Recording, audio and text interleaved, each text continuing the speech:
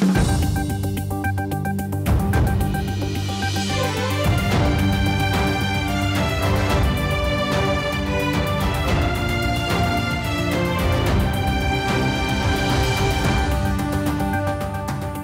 morning, I'm Amar Singh Pradhan. Let's begin with the top stories this hour. Main opposition Nepali Congress alleges the government of continued apathy towards Dr. Govinda Kesi's demands.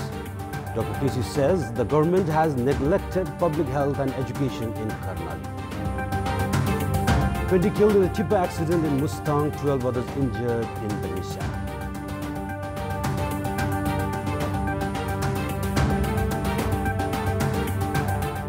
Former Pakistani Prime Minister Nawaz Sharif sentenced to 10 years for corruption. Sharif's daughter Mariam gets 7 years jail term on same charges. And Belgium ousted Brazil from the FIFA World Cup 2018. It's Belgium against France in the first semi-final on Tuesday.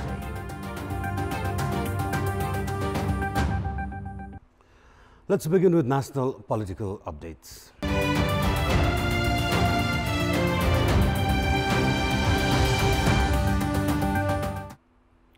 The federal parliament has been adjourned till Monday after the main opposition Nepali Congress obstructed the House proceeding yesterday. Nepali Congress lawmakers obstructed the meeting, saying the government has not been sensitive towards addressing the demands of Dr. Govinda Kesi. The senior orthopedician has staged his 15th round of hunger strike, demanding reforms in the medical sector.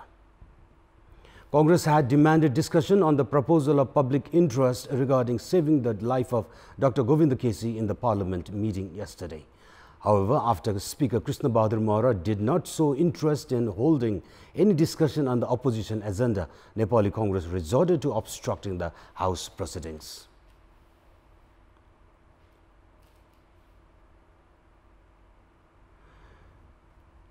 Speaker Mahara tried to proceed with the original schedule, but Nepali Congress lawmakers were firm on their stance of putting the scheduled discussions on hold to discuss their proposed issue. The House has been adjourned till 9th of July. Meanwhile, the government has accused opposition Nepali Congress of trying to obstruct the parliament with unnecessary demands. Dr. Govinda Kesi is waging his 15th round of hunger strike, saying that the government has tabled the medical education bill following pressure from medical mafias. At a time when Dr. Kesi's health is getting serious by the day, lack of consensus between the government and the main opposition is certain to extend the disputes regarding the medical education bill.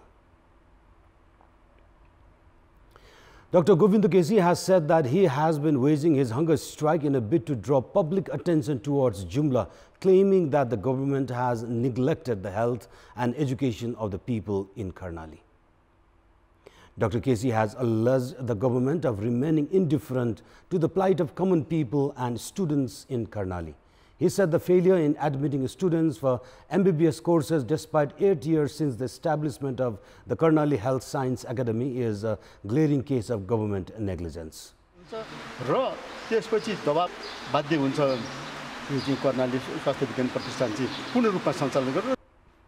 The District Administration Office Jumla issued a letter to the Karnali Health Science Academy for the treatment of Dr. Kesi. Meanwhile, 20 people were killed in a tipper accident in Mustang's Sangboche yesterday, while 12 others sustained injuries. The tipper carrying workers for the construction of the Jomsom-Korela road section lost balance nearby Sangboche. Chief District Officer of Mustang, Sisir Paudel, said that most of the injured were in critical condition and they have been flown on choppers to the Pokhara-based Manipal Teaching Hospital. Police informed that the tipper skidded off the road and fell some 50 meters down the hill around 2 p.m. yesterday. The incident site is about 50 kilometers northeast of Jomsom, the district headquarters of Mustang. The Supreme Court has issued an interim order in the name of the government directing not to implement the prohibition of all kinds of protests or gatherings at the capital's Maitigar Mandala. A single bench of Justice Ishwar Prasad Khatiwada ordered the government to hold the decision until the 13th of July.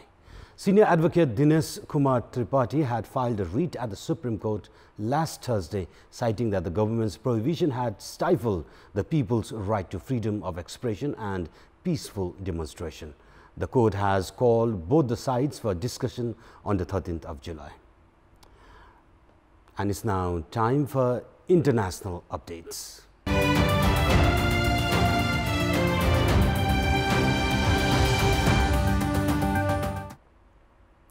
Former Pakistan Prime Minister Nawaz Sharif has been sentenced to 10 years in jail for corruption, while his daughter Maryam Sharif has been given 7 years. The verdict was delivered by an accountability court in Pakistan in one of the 4 cases of corruption against Nawaz Sharif, the Avonfield corruption case, which is related to the ownership of 4 flats in the posh Avonfield house in London. The verdict comes 3 weeks before general election in Pakistan on 25th of July. Both Nawaz Sharif and Maryam are in London attending to the former Prime Minister's wife, Kulsum Nawaz, who was diagnosed with throat cancer last year and shifted to the UK for treatment. Nawaz Sharif, a 3-time Prime Minister, resigned from the post last year after Pakistan's Supreme Court disqualified him from holding public office and ruled that graft cases be filed against him and his children over the Panama Papers scandal.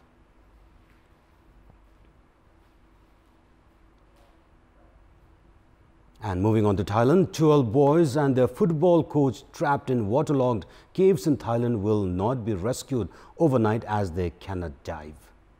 Officials are considering a rescue plan involving a buddy dive where an experienced adult diver would swim with each boy to evacuate the team members, according to a U.S. official familiar with the joint rescue operation.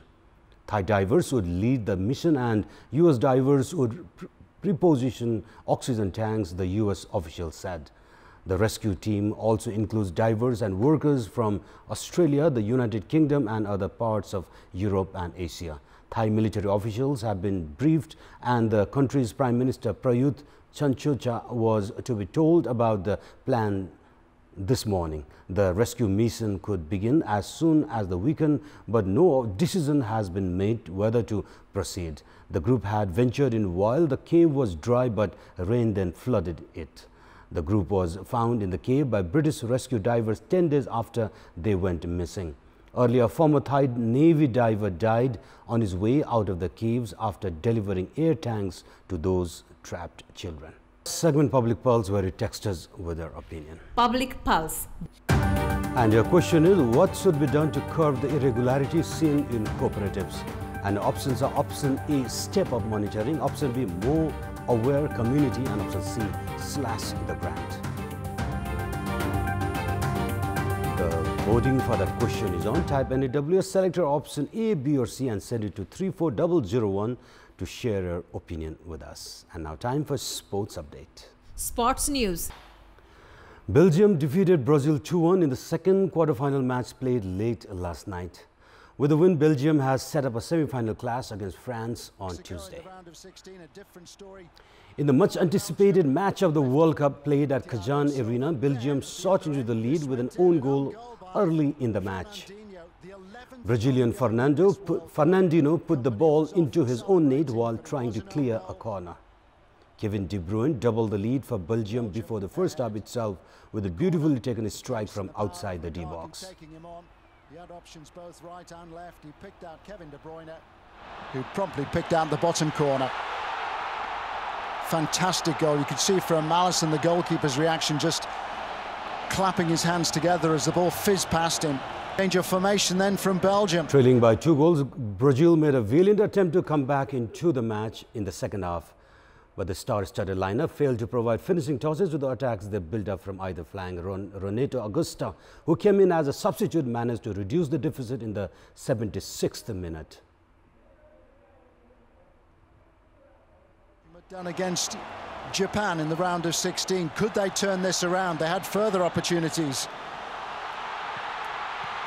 However, Belgium hung on to the 1-goal advantage to book a ticket to the semi-final, where they will encounter France in the first semi-final on Tuesday. Meanwhile, earlier yesterday, France chalked out a clinical 2-0 victory over Uruguay to storm into the semi-finals of the FIFA World Cup 2018. In the first quarter-final played at Novgorod Stadium, France proved too good for the South American nation. Although Uruguay had enjoyed the early exchanges, coming close to scoring on a number of occasions, the match slowly drifted away in favor of France. Varane put France ahead in the 48th minute after he connected to a neatly taken free kick by Griezmann. he makes tracks unimpeded. Nobody going with him. And Varane suddenly appears as Stuani was preparing to head it clear to safety. Leading by a goal, Frenchman struck again when the Uruguayan keeper failed to control a Griezmann strike taken from outside the D-box in the 60th minute. In a World Cup quarter-final.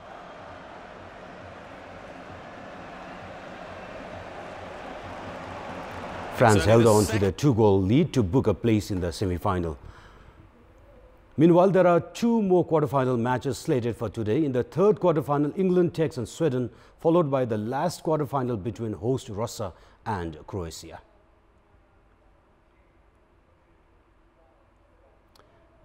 And before we wrap up, here's a look at the top stories one more time. Main opposition Nepali Congress alleges the government of continued apathy towards Dr. Govinda Keshi's demands.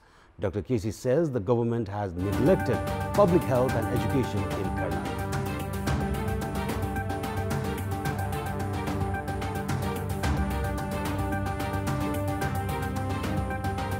At least 20 killed in a tipper accident in Mustang, 12 others injured, flown to Manipal Hospital.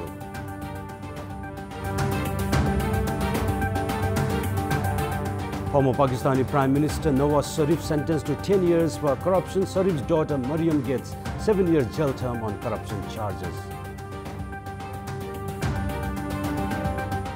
Belgium oust Brazil from the FIFA World Cup 2018. It's Belgium against France in the first semi-final on Tuesday.